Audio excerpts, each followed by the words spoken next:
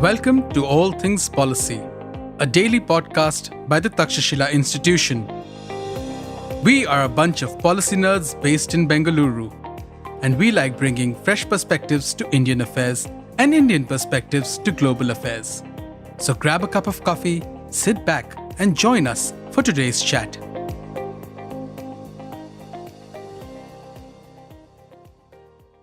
Hello and welcome to this episode of All Things Policy. My name is Shobhankita and I'm a research analyst with the High-Tech Geopolitics program at the Takshashila Institution. For this episode, I'm joined by Rahul Jacob. He was formerly a South China Correspondent for the Financial Times, and he's currently a columnist for the Mint.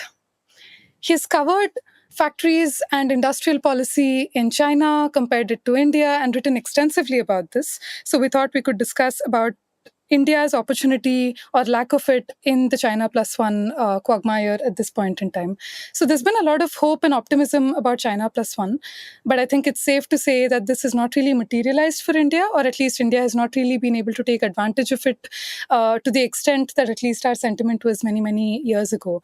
So firstly, Rahul, I want to start with asking you, how genuine is this global sentiment for China+1? The roots of this, where do you trace this back to? And just where India stands in being able to leverage this, because a few years ago this was all the rage, but today I think it's safe to say that at least in the data that we're seeing, manufacturing and firms have not really moved, or at least even set up bases in India.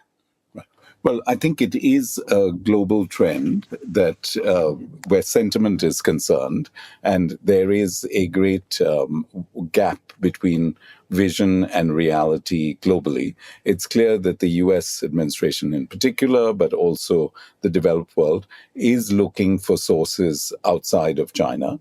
To the extent that they can actually make that a reality remains to be seen. I was South China Correspondent in 2010 to 2013 for the FT, and I used to joke that I was factories correspondent because of constantly going into factories making things as diverse as electric bulbs or shoes or polo shirts. And what was surprising to me was even then people thought that there was going to be a mass migration of factories out of China. And the backdrop was that the Guangdong government, which is the largest province across, largest industrial province across from Hong Kong, and actually its manufactured exports are larger than India's, the government had unusually decided to push up wages by double-digit levels every year from 2010 onwards. And the reason was there had been a spate of suicides at Foxconn, which is, of course, the big producer for iPhones and iPads. So that was the stated intent of the government. And in China, they usually get what they want. And so I had editors saying, oh, China+1 is going to be a reality. Go find people moving. And it actually was a struggle to find people moving from China. And the reason is that China has a real lock on components to everything from sneakers to suitcases. To my amazement, a very, very senior executive at Samsonite told me that the average suitcase had something like 400 components and parts. This is mind-boggling to me. And as a reality, we don't realize when we see these headlines today about Trump wants X moving back to the US, or the PLI scheme would like to see more factories in India. These are all laudable goals, except that they overlook the reality of how sticky supply chains are.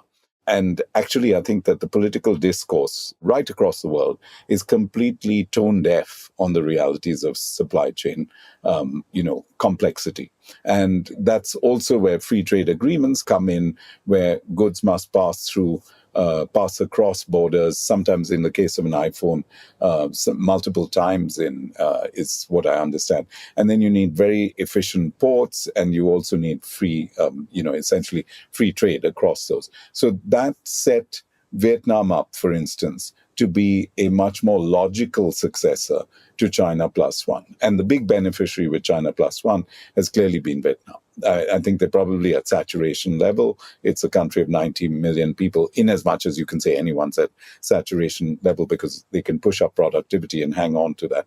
But if I'm not mistaken, Samsung manufactures something like 50% of their phones in Vietnam, which is a staggering statistic. So clearly at the higher end, if you can call electronics assembly and components higher end in today's world of wild claims about artificial intelligence, that clearly moved to Vietnam. Some of the garments, shoes moved to Cambodia. And India has got some of that, but really not enough to say we've made a credible dent. And we can talk a little bit more about that later. I mean, clearly we've had some success in the Apple ecosystem, and Apple made a brave declaration recently that it was going to move 100% of its iPhone assembly to India, and that remains to be seen. I think they've made a good start, but 100% is really a tall order. Yeah.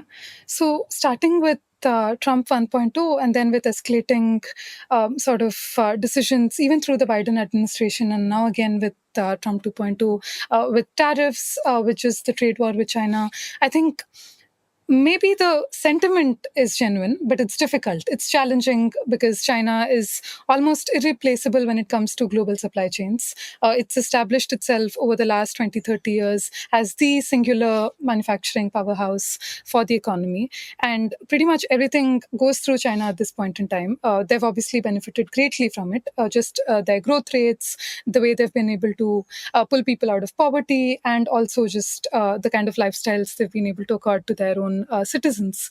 But coming to Vietnam particularly, right? One of the things that I found quite striking in one of your articles was that FDI in Vietnam has averaged 6% of the GDP in recent years. And this figure, 6%, was pretty much maybe around 1996 was what China had gotten overall as a percentage of the GDP. And this was again when the Chinese economy was really, exploding year on year. And yet 6% of its GDP was purely FDI. And with that, they were able to, reinvest into education, infrastructure of all kinds, connectivity, ports, railways, network infrastructure. And all of that then laid ground for a grand industrial policy, which of course China was able to reap benefits of for many, many years. So I want to specifically come to Vietnam, right? What have they been able to do? Firstly, of course, I think it's cultural. Maybe it's also geographical.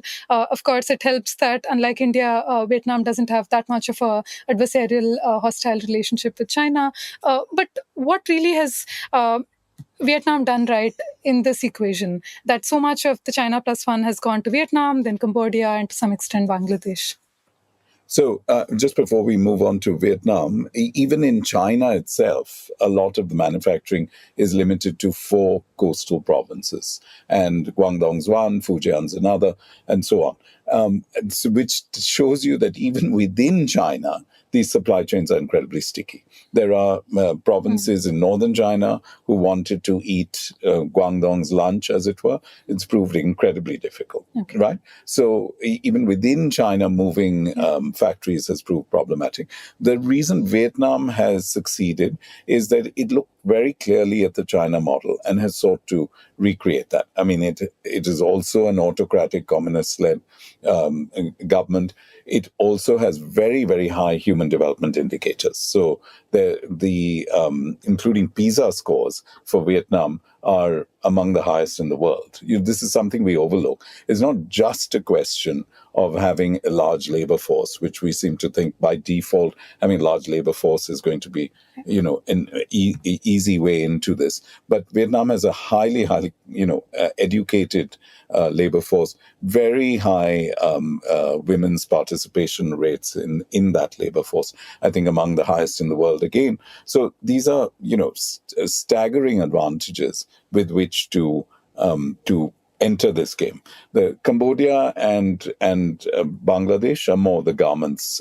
Cambodia a little bit in sneakers and footwear, but those two are more limited until the current political disruptions. And in Bangladesh, they were just soaring ahead on garment production.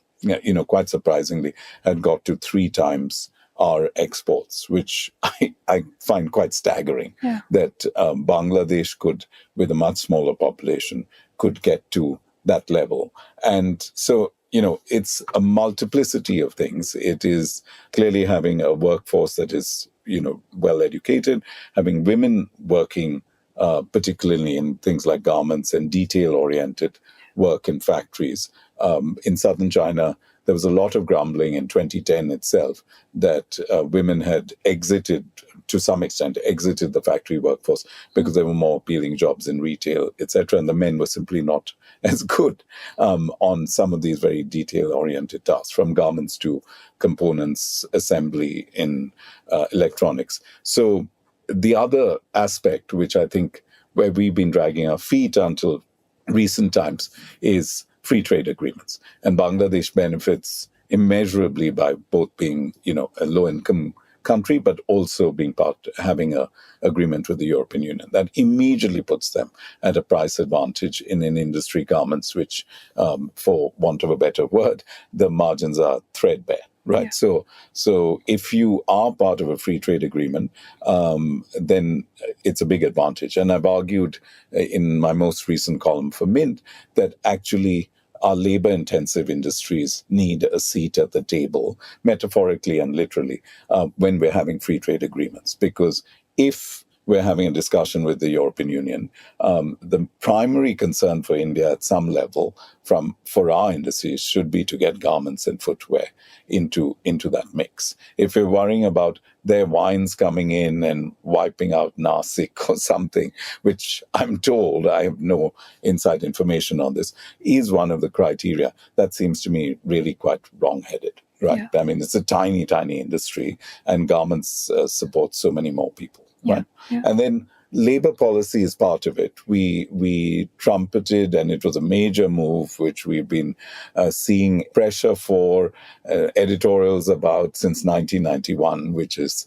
about the time I've been covering the Indian economic reform. And in every article that I've written that was of a general nature, I've said there's a need for labor supply reforms.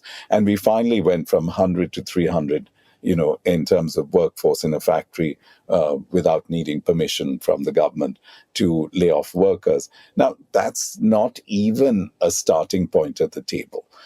Because to give you an example, at least at the time that I was covering Foxconn from Hong Kong, when I would go across the border, and I wasn't allowed into the factory, so I'd have to sit in cafes nearby and interview workers.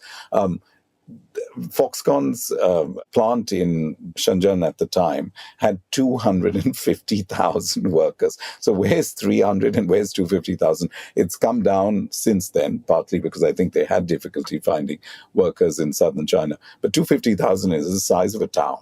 And that is the scale. Even if you put that aside, one of the largest suppliers of chinos in the world to the US happens to be run by an Indian-born entrepreneur whose name is Ranjan Mehthani, who's quite remarkable. Now, his largest factories are all in Bangladesh, and I think they're in the range of 10,000 to 12,000, and he has one in Vietnam. And last I checked, he was looking in Jharkhand, but he still doesn't have a factory in India. So if you are losing Epic Group, which is the name of the company, losing out to an Indian-born entrepreneur-led company with supply chains extending deep into Walmart's supplies of chinos, casual cotton pants for men, and you are losing out to Bangladesh, that's an area of concern. And I would, urge people who care about this to look at why a company like that, where the person clearly knows India, is choosing to go to Bangladesh instead. Maybe that's changing because of the political turmoil in Bangladesh, and that clearly is an opportunity for us. And you've already seen a bounce in our exports and garments. So when I'm talking about some of these trends, I'm looking more from a longer narrative arc going back 10, 15 years. In recent months, I'm sure Tirupur and others are going to benefit from the ups and downs in Bangladesh. But the structural challenges remain, and we'll get to some of those. About the China+1 moving to, say, Vietnam, Cambodia, Bangladesh, right? how much value addition is really happening in these other markets? I mean, if it was basically a made in Vietnam tag being sticked over a made in China tag, then that wouldn't qualify necessarily in terms of the country of origin rules that are now being imposed. So what kind of value added manufacturing or value addition in the final product is shifting? Are there any patterns there? Anything about that? Substantively, in this geopolitical tensions about China+1, what really has changed? So my understanding, and I don't look at the industry that closely, but in phones, for instance, I think that Vietnam has been moving up the value chain. Yeah. But there are still things that a place like Korea and Taiwan have a lock on. The screen on a phone, I understand, is actually quite complicated. And so the East Asian tigers of the earlier generation, Taiwan and Korea, still have pretty much a lock on cameras, screens, things like that. But my understanding is Vietnam has been moving up the value chain. And that's the hope as Apple looks to India for iPhone assembly, that we'll start manufacturing some of these components. But it's not an absolute given, right? And as long as you have a government as kind of hell-bent as the Trump administration is on pushing people out of China into other markets, that's going to be an issue. People are just going to move for assembly, and then they'll tackle the other things a bit later. The problem, though, is, you have the Commerce Secretary fantasizing about lots of people in the US getting those jobs to put, iPhones together, which is actually quite tedious work. And it's not clear at all. In fact, it's pretty clear that there isn't a labor force to do that in the US, right? So that has to move to India. And I'm sure the administration is not going to be terribly happy if Apple is able to make good and move 100% of assembly to India. It would be a big win for India. I still think there are, again, executional challenges involved that are huge. But I just don't quite see, how any of this is moving back to the developed world. So about the China+1 opportunity, right? So it does seem like even in Vietnam and Cambodia, the source components continue to be sourced from China. They continue to come from China, but the actual manufacturing, assembly, all of that might still, have moved to Vietnam, which means that it's not necessary that China is being replaced. It's just that some of that is being shifted and some of the value-added manufacturing is happening elsewhere. So China that way is still central, maybe a little less so than before, but it's still Chinese firms operating out of these other countries. And to that extent, these economies will, of course, benefit from more employment. They'll also benefit from technology transfers, and hopefully some of this diffusion, along with a trained workforce and the right industrial policy, helps them grow fast as well. Yes. Yeah. I wanted to also ask you, China recently seems to be trying to halt or at least block some of these movements to India, right? I mean, we saw this when it attempted to block Foxconn engineers from coming into India. So how do you read this, right?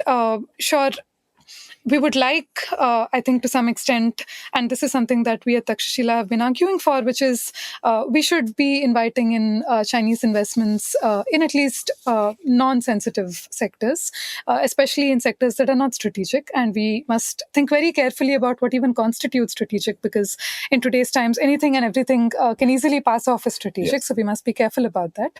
But it's helpful because of China's centrality in the supply chains to leverage Chinese expertise, technology, even capital to India. But as much as we would like that on the Indian front, there seems to be attempts on the Chinese fronts to block, for example, even the movement of Foxconn engineers, right? So on the Indian side versus the Chinese side, how might you want to study this or understand this?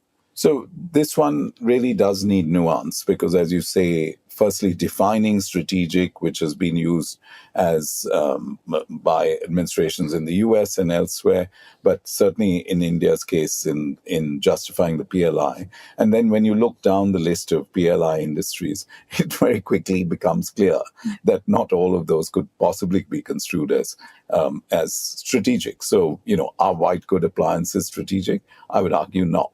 Are solar panels, which are part of it?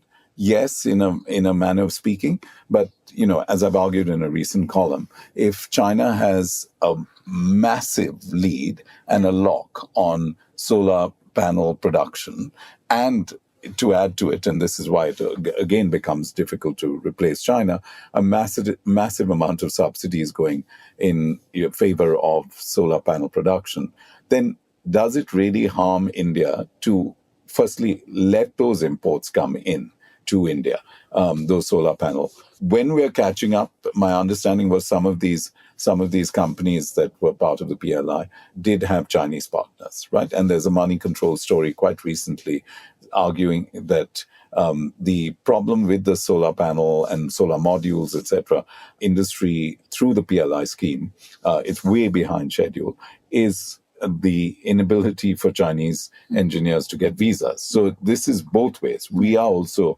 being, sometimes, my understanding of that story was the problem there was on our end. You're absolutely right. In the other case, it's on their end because they understand that they don't want to, the Beijing understands that it doesn't want this to move. But we really, really, really need to understand what strategic is and have very clear lines about that. And my worry with a system that dates back to the license Raj is that if you have bureaucrats making that call, the waters get very muddied and it gets quite problematic. And I would argue that so long as you have other energy sources, which clearly we do, because this transition can't happen overnight and we're using coal and all the rest of it, the knock-on benefits of using solar, deploying these on rooftops and for electric vehicles and all of that is way outweighs the strategic choice there. To my mind as a layperson, the strategic choice is to allow those imports in relatively cheaply, even relative to, say, Sri Lanka, which is a country that is, bankrupt at the moment. But when you're in Colombo and you go off onto a rooftop, you look down and the diffusion of solar panels is much, much higher than in India. And one of the reasons is that our duties are much higher than Sri Lanka's. So that's, one small example. Sunshine is abundant, right? Now we either agree that getting towards a greener economy is a strategic goal, which God knows it is, having just come back from Delhi with a sore throat yet again. Then we do need to actually look at something like that. So I'm kind of zooming in on this and perhaps taking it to an absurd level, but there really have to be very clear markers of what's strategic and what isn't. And I don't think we've, and certainly not the Trump administration, have done enough clear thinking on that. Yeah. And India is a large, lucrative consumer market for any of these firms, including the Chinese firms. So there might be an opportunity for us to negotiate some kind of investments into India in exchange for some of the market in India, right? I mean, that potentially is something that both Vietnam and Cambodia don't have that India does. Yeah. And, we are right to be extremely worried about all of Asia is, and this is a knock-on effect of the tariff regimes. And again, the US administration is again right to be putting up walls of a sort and barriers to Chinese imports because of the level of government subsidy. We've introduced a communist-run system with completely bizarre accounting principles to a global trading system. And so going back to the accession to the WTO, which I would argue is a mistake made by the global community and wildly optimistic views on how China's standards would converge with us, which, in an industrial sense may be right. But when you read that one of their absolute poster boys of success is the electric vehicles manufacturing industry, where Europe and everybody else are going to need tariffs to avoid, and even then may not avoid, a complete takeover by Chinese manufacturers. When you read that only 3 of 112 companies in China are actually making money, you see the real problem of introducing a communist-led system into the global economy and allowing it to become the premier manufacturing base for the world, essentially.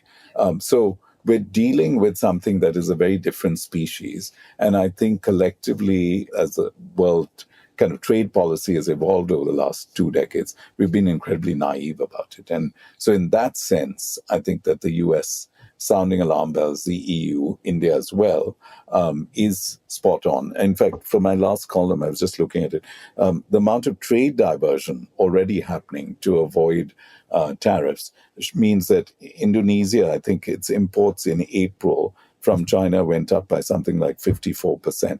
Now, that's a staggering number. And Indonesia is a classic China+1 candidate. But what's actually happening is trade diversion through Indonesia, which, and as well as dumping on countries like Indonesia, India, etc. I mean, our own trade deficit with China has, hardly a few years after Doklam and all the efforts and rhetoric, our own trade deficit is higher than it's ever been before, which means that for all this juggling and parsing over the word strategic and PLI and all the rest of it, we are still, various sections of industry and consumers are hooked on the China, manufacturing sector.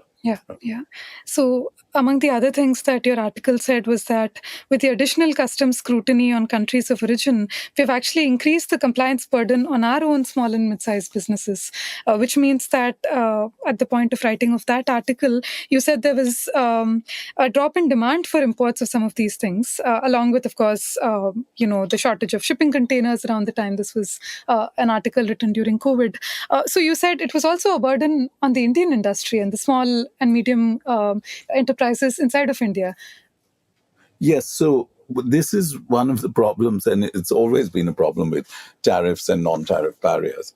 You are setting out, wherever it is in the world, you are setting out to correct what you see as an anomaly or unfair advantage of a foreign producer. And the classic example that is used time and time again in trade is the US raising tariffs on steel decades ago, which then, made the market for Toyota and others, Japanese manufacturers, going into the US much easier. Similarly, or not similarly, but not so similarly, we had a period of budget after budget, it stopped for the last few years now, of putting higher tariffs on intermediate inputs. And what that does is it hits exactly your exporters, and particularly your small and medium exporters, because their share of voice is never really as large as their share of labor and jobs. And this is where things are terribly disproportionate. And that's why I meant what I said about how they should have a seat at the table when you have free trade agreements.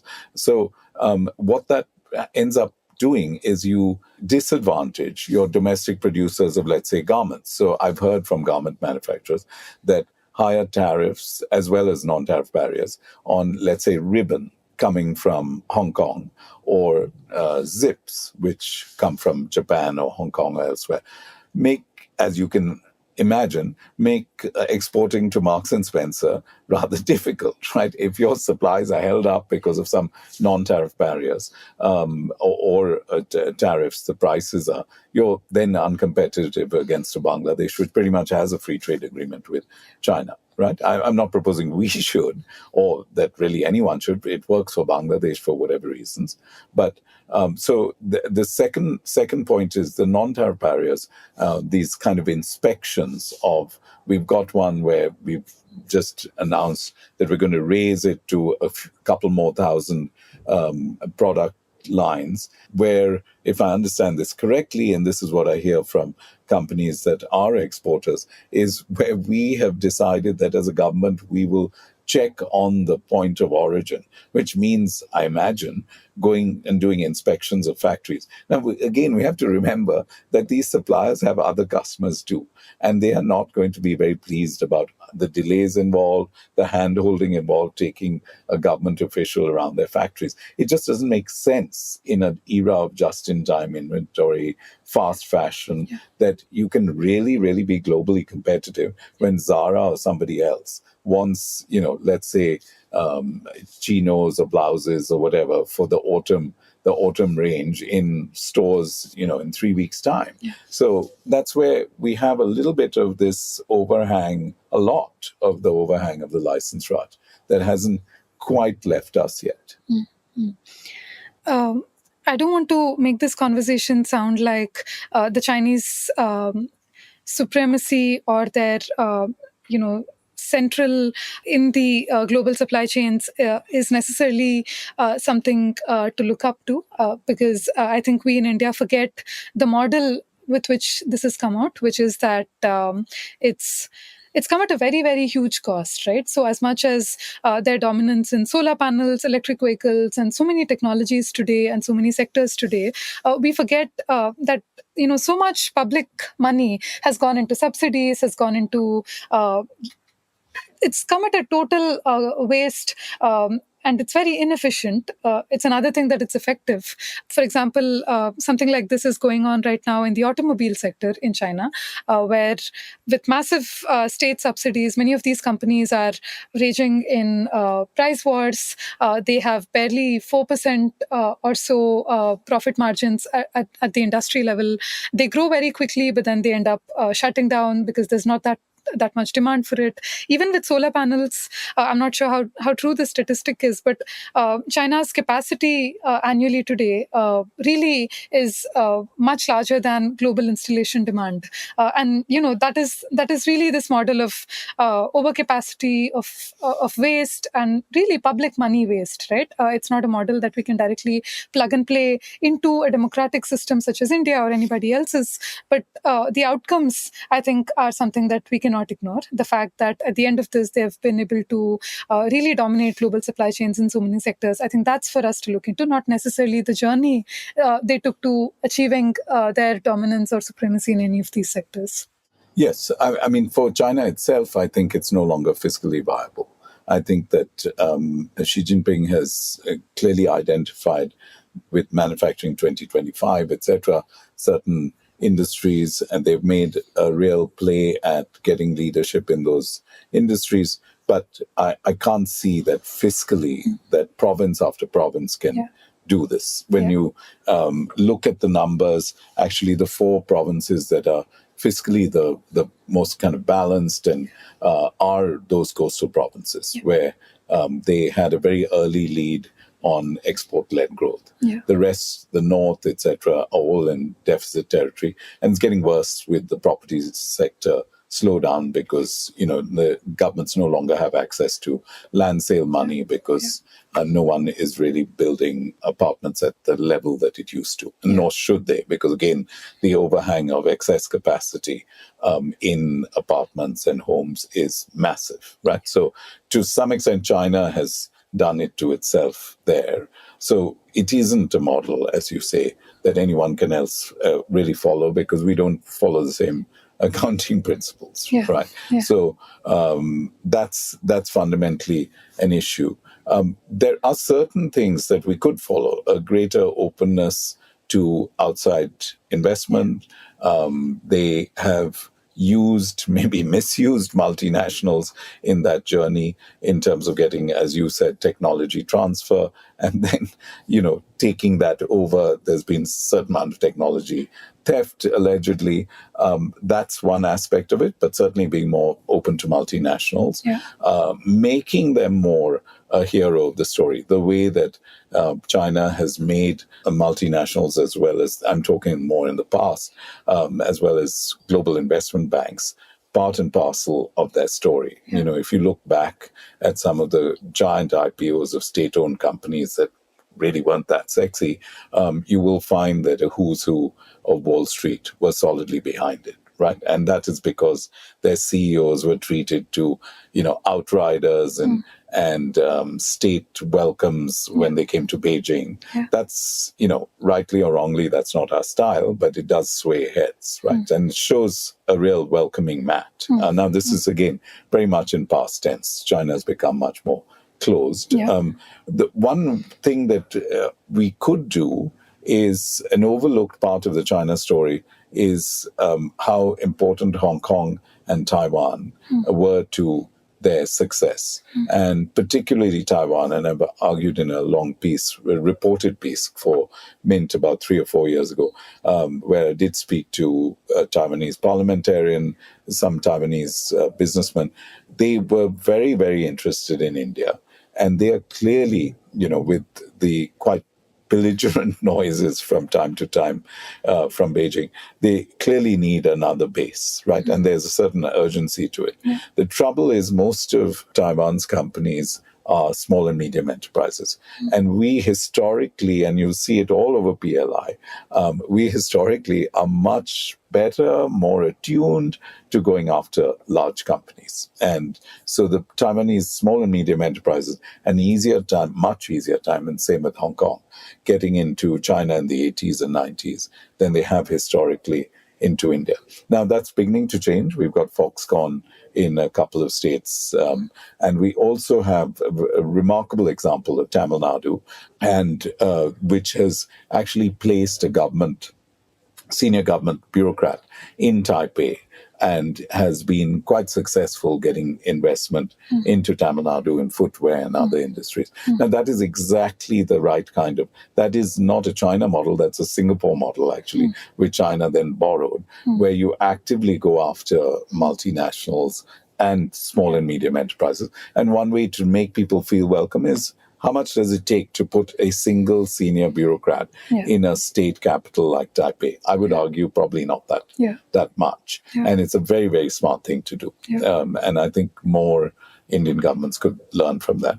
And Taiwan is this really, in terms of know-how, know-who, technology, it's absolutely at the center of this manufacturing miracle that China has brought about. Subsidies may be part of it, but a very, very overlooked part is Hong Kong and Taiwan. And we really, really, really should be ramping up our attempt to, build relationships with Taiwan and with these smaller companies.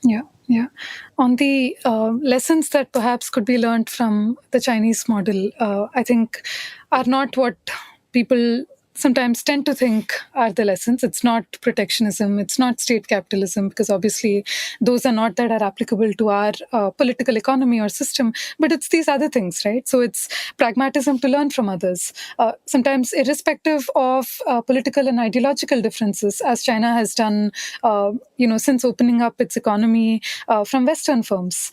Then also the ability to be open to investments, open to FDI, all of that. It's also investments in education at one point in time going up to 4% of their GDP. Also investments in connectivity, railroads, infrastructure, industrial policy. It's all of that, right? I think those are the lessons to learn from the Chinese model. And also competition in the private sector.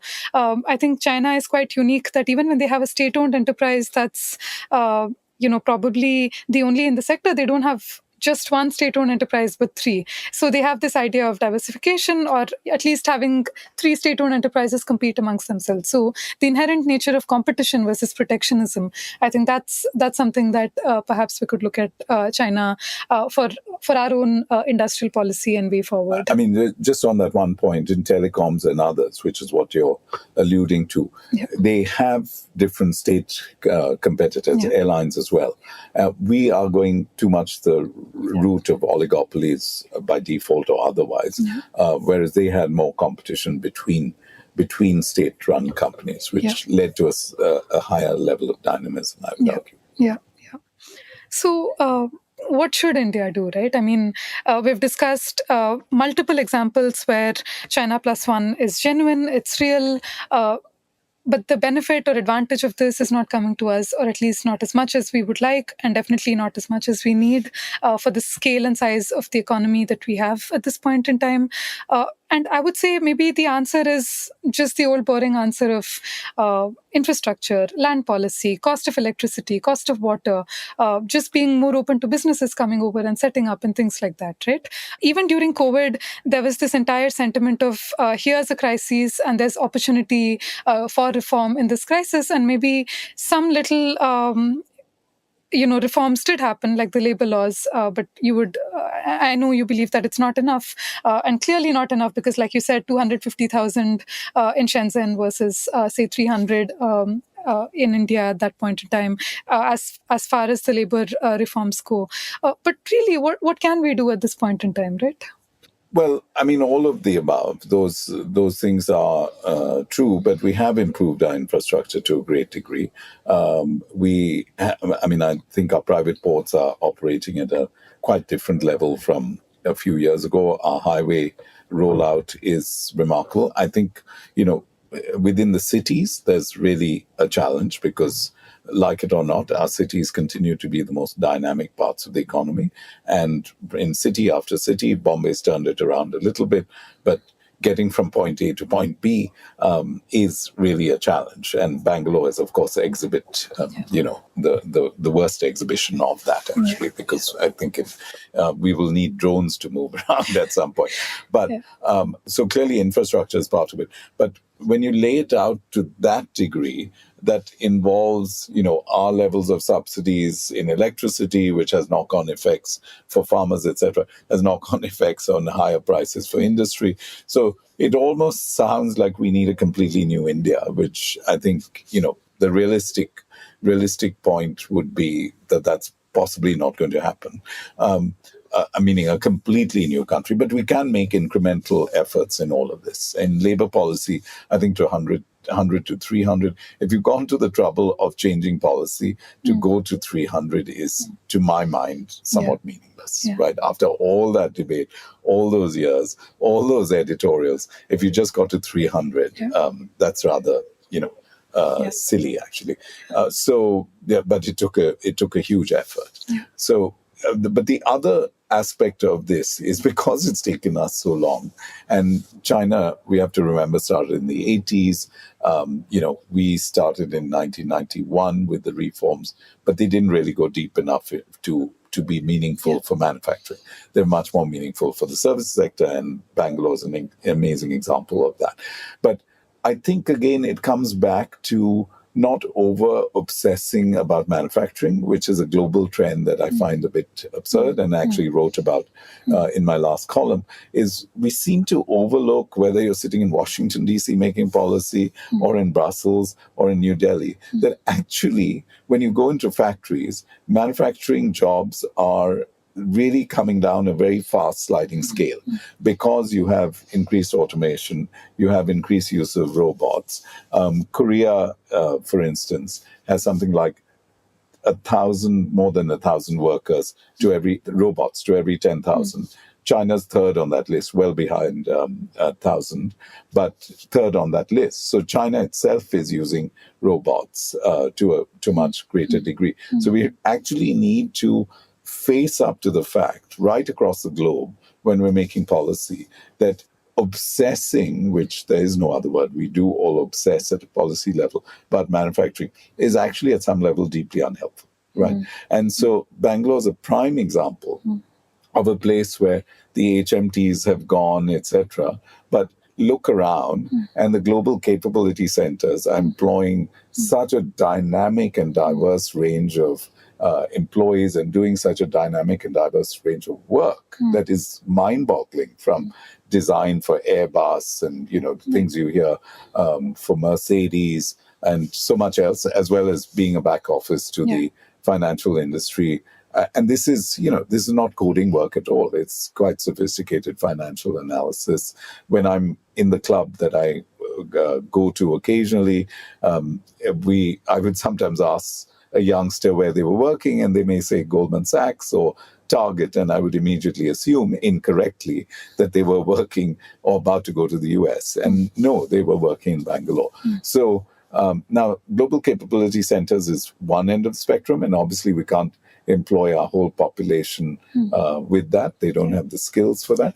But we again overlook industries like tourism, right? If you looked at the number of millions of words written about manufacturing and PLI and labor reforms, etc., for factories, and compare it with the goals and vision for tourism in India, a country with so much going for it and so much, just so many places to visit, you would find there's a completely disproportionate obsession again with manufacturing.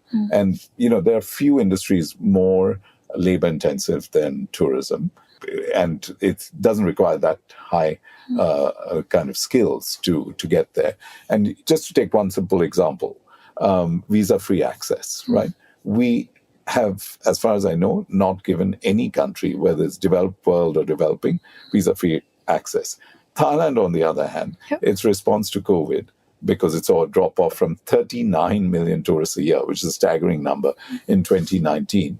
Thailand last year successively raised the number of countries that had visa-free access to Thailand to something like 90 or 93. That's an incredible number. And that's why Thailand is going to do okay where tourism is concerned, because the more kind of glitches you can take out of your travelers' kind of decision-making about traveling to a country. I mean, we should at least start with developed world countries. Why don't they have visa-free access to India? It would make things so much easier, right? That's just a starting point. But I don't see that discussion even happening. And meanwhile, the actual number of foreign tourists to India has been falling off. That's really actually a crisis, a combination of Rajasthan and a few other places being the top properties being wildly expensive now. But it is also, I'm sure, related to our visa regime, right? And we should be worrying about it. We can manage fine and the overall numbers look sort of okay or stagnant because we have large diaspora who are being counted and double counted as tourists when they are in fact, of Indian origin or Indian born, but traveling on a different country's passport. Now, if you separate that out, I don't think our growth looks good at all on tourism. Got it. Thank you so much for this conversation. I learned a lot, and I definitely have more to pick your brain, perhaps the next time around that we sit down for a chat similar or adjacent to something like this. But thank you so much for joining us in this episode. Okay, it's a real pleasure to be here and lots of thoughtful questions from you. So thank you. Thank you. Thanks. Yeah. If you liked our show, dive into Takshashila's research on technology, strategy, and economic affairs. Check us out at our Twitter handle @Takshashila INST or our website takshashila.org.in.